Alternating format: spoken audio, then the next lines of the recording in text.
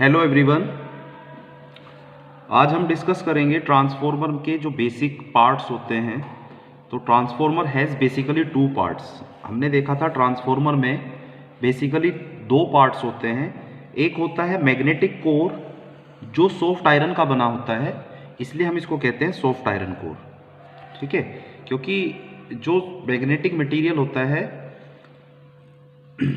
उसका जो परमेबिलिटी होता है वो हाई होना चाहिए, इसलिए जो सॉफ्ट आयरन कोर होता है, इसलिए हम इस क्योंकि ये सॉफ्ट आयरन का बना होता है इसलिए हम इसको सॉफ्ट आयरन कोर भी कहते हैं। ठीक है, उसके बाद सेकंड होता है, इसमें कॉइल्स होती हैं, प्राइमरी एंड सेकेंडरी वाइंडिंग्स जो होती हैं उनको हम कहते हैं primary and secondary windings wound on the arms. ठीक है, प्राइमरी वाइंडिंग वो होती है जहां पर आप सप्लाई कनेक्ट करते हो, और सेकेंडरी वाइंडिंग वो होती है जहां से आप लोड कनेक्ट करते हो। ठीक है, अब अगर हम बात करें कि सॉफ्ट आयरन कोर का क्या फंक्शन होता है, तो सॉफ्ट आयरन कोर जो होता है वो मैग्नेटिक फ्लक्स को लो रिलक्टेंस पाथ प्रोवाइड करता है। ठीक है, क्योंकि मैग्नेटिक मटेरियल की जो प्रॉपर्टी होती है उसके अकॉर्डिंग ये मैग्नेटिक फ्लक्स को लो रिलक्टेंस पाथ प्रोवाइड करता है, जिससे कि ज़्यादा से ज़्यादा फ्लक्स कोर से कन्फाइन करे। ठीक है, इसलिए हम उसको एक पाथ प्रोवाइड करने के लिए सॉफ्ट आयरन कोर प्रोवाइड करते हैं। ठीक, क्योंकि उसका रिलक्टेंस एयर के कंपैरिजन में कम होता है। ठीक है, उसके बाद अगर हम बात करें प्राइमरी और सेकेंडरी वाइंडिंग का, तो प्राइमरी वाइंडिंग वो होती है जहां से आप लोड सोर्स कनेक्ट करते हो, और सेकेंडरी वाइंडिंग पर आप लोड कनेक्ट करते हो। ठीक है, अब हमारा जो प्राइमरी वाइंडिंग होता है उससे जो सोर्स कनेक्टेड होता है वो अल्टरनेटिंग नेचर का होता है, तो उससे प्रोड्यूस्ड जो फ्लक्स होता है, ठीक है, वो भी अल्टरनेटिंग नेचर का होगा। The variable current in primary produce variable magnetic flux. ठीक है, और due to soft iron core this magnetic flux is completely remain within the core and it is linked with the secondary winding. Basically हम जो core provide कर रहे हैं वो इसलिए कर रहे हैं कि प्राइमरी से जो भी फ्लक्स बनता है वो सारा का सारा फ्लक्स कोर से कन्फाइन करे, कोर के थ्रू सेकेंडरी वाइंडिंग से ज़्यादा फ्लक्स लिंक करे, क्योंकि as we know that induced EMF in the winding is directly proportional to the rate of change of flux. तो ज़्यादा से ज़्यादा फ्लक्स सेकेंडरी वाइंडिंग से लिंक करेगा तो ज़्यादा से ज़्यादा इंड्यूस्ड ईएमएफ होगा। ठीक है, and since magnetic flux linked with the secondary changing continuously, अब जो फ्लक्स है वो वेरिएबल इन नेचर है, वो वेरिंग है, टाइम वेरिंग, तो इसलिए वो फ्लक्स जब सेकेंडरी कॉइल के साथ लिंक करेगा तो फ्लक्स कटिंग होगा, मैग्नेटिक फ्लक्स और कॉइल के बीच में एक रिलेटिव मोशन होगा। ठीक है, जो इंड्यूस्ड ईएमएफ होगा सेकेंडरी वाइंडिंग में उसको हम कहेंगे डायनामिक इंड्यूस्ड ईएमएफ। ठीक, सॉरी, स्टैटिक इंड्यूस्ड ईएमएफ। क्यों? क्योंकि इसमें जो आपके कंडक्टर्स हैं, जो कॉइल है वो स्टेशनरी है और फ्लक्स टाइम के साथ वेरिएबल है, वेरिंग है, तो फ्लक्स और कॉइल के बीच में, वाइंडिंग के बीच में, कंडक्टर के बीच में एक रिलेटिव मोशन होगा, जिसकी वजह से एक इंड्यूस्ड ईएमएफ होगा और उससे आपको आउटपुट वोल्टेज मिलेगा, आउटपुट ईएमएफ। ठीक है, now for any instant, at any instant the rate of change of magnetic flux linked with one turn, एक टर्न के साथ हमने कंसिडर किया कि इतना फ्लक्स लिंक कर रहा है। ठीक है, दैट इज d∅/dt। ठीक है, तो अगर इसी टर्न के अक्रॉस हम ईएमएफ की बात करें तो ईएमएफ अक्रॉस प्राइमरी, ठीक है, तो एक टर्न में कितना है d∅/dt, तो there are number of turns there are n1 number of turns, तो इंड्यूस्ड ईएमएफ कितना होगा -n1 d∅/dt। ठीक है, इसी तरह से ईएमएफ अक्रॉस सेकेंडरी कितना होगा, E2 is equal to -n2 d∅/dt। ठीक है, इसको हम कहेंगे आपका सेकेंडरी साइड में इंड्यूस्ड ईएमएफ, सेकेंडरी वाइंडिंग में इंड्यूस्ड ईएमएफ कितना होगा। नाउ E1/E2 कितना होगा इस इक्वेशन से, ठीक है, 1 और 2 से अगर हम देखें E1/E2 कितना हो जाएगा, दैट इज N1/N2, और जो N1/N2 होता है इसको हम कहते हैं ट्रांसफॉर्मेशन रेशियो। ठीक है, now next topic is ideal transformer. ठीक है, आइडियल ट्रांसफॉर्मर क्या होता है? वो ट्रांसफॉर्मर जिसमें कोई लॉसेस ना हो। ठीक है, the transformer in which there are no losses is called ideal transformer.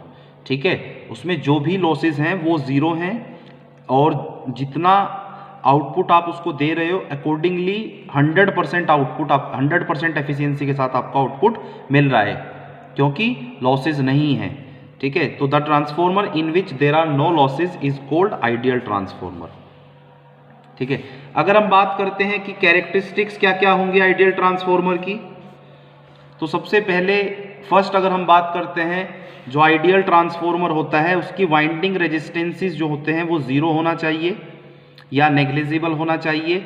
Due to zero resistance जो वाइंडिंग लॉसेज होंगे, वाइंडिंग में जो होने वाले लॉसेज होंगे दैट इज I2R लॉसेज, वो भी जीरो होंगे। ठीक है, तो वाइंडिंग रेजिस्टेंस आर नेग्लिजिबल और we can say that no winding losses और we can say that no I2R losses. ठीक है, और इनको हम I2R लॉसेज को हम कॉपर लॉसेज भी बोलते हैं। तो वाइंडिंग का रेजिस्टेंस जीरो होने से ये उसमें नहीं होना चाहिए। ठीक है, now next, all the flux set up by the primary links with the secondary winding or all the flux is confined to the magnetic core। इस पॉइंट का मतलब ये है कि जितना भी फ्लक्स प्राइमरी वाइंडिंग से बनता है वो सारा का सारा फ्लक्स सेकेंडरी वाइंडिंग तक लिंक होना चाहिए। ठीक है, अब वो कैसे होगा? वो डिपेंड करेगा परमेबिलिटी ऑफ द कोर, जो मैग्नेटिक मटेरियल है उसकी परमेबिलिटी कितना है। ठीक है, तो permeability as we know that reluctance is inversely proportional to the permeability according to this relation reluctance is okay, तो reluctance is inversely proportional to the permeability। अगर कोर का परमेबिलिटी इनफाइनाइट होगा तो रिलक्टेंस कितना होगा? जीरो। और हमें पता है रिलक्टेंस क्या होता है? जो फ्लक्स का अपोज करता है। तो यानी फ्लक्स का अपोज जो होगा वो जीरो होगा, उसकी प्रॉपर्टी ऐसी होगी इनफाइनाइट परमेबिलिटी की वजह से। तो सारा का सारा फ्लक्स जो है कोर से कन्फाइन होगा, यानी कोर के थ्रू सेकेंडरी वाइंडिंग से लिंक करेगा। ठीक है, इसके बाद नेक्स्ट आता है हमारा नो कोर लॉसेस। ठीक है, नो कोर लॉसेस का मतलब है no hysteresis loss, no eddy current loss, जो मैग्नेटिक मटेरियल में होने वाले लॉसेस हैं ड्यू टू द फ्लक्स। ठीक है, कोर में क्या है? फ्लक्स। उस फ्लक्स की वजह से जो होने वाले लॉसेज हैं उनको हम कहते हैं hysteresis and eddy current losses, और इनको हम कहते हैं कोर लॉसेज और आयरन लॉसेज। ठीक है, ये पॉइंट मैंने आपको बता दिया। इनफाइनाइट परमेबिलिटी होना चाहिए कोर का। क्यों होना चाहिए? क्योंकि रिलक्टेंस उसका जीरो होगा। ठीक है, और ज़्यादा से ज़्यादा फ्लक्स कोर से कन्फाइन होगा। Okay, now for ideal transformer winding resistance is zero, therefore V1 is equal to E1। ठीक है, मैग्नीट्यूड की अगर हम बात करते हैं V1 is equal to E1। क्यों? क्योंकि वाइंडिंग का रेजिस्टेंस जीरो होने से रेजिस्टेंस में कोई वोल्टेज ड्रॉप नहीं होगा, therefore supply voltage is equal to the induced EMF in primary winding and V2 is equal to E2। ठीक है, जो सेकेंडरी साइड वोल्टेज होगा, टर्मिनल वोल्टेज, वो सेकेंडरी साइड इंड्यूस्ड ईएमएफ के इक्वल होगा। ठीक है, तो now as we know that E1 by E2 is equal to N1 by N2, therefore E1 by E2 is equal to V1 by V2 is equal to N1 by N2. Also, for an ideal transformer, we can assume that V1 I1 is equal to V2 I2. Input kVA is equal to the output kVA. Now, or E1 I1 is equal to E2 I2.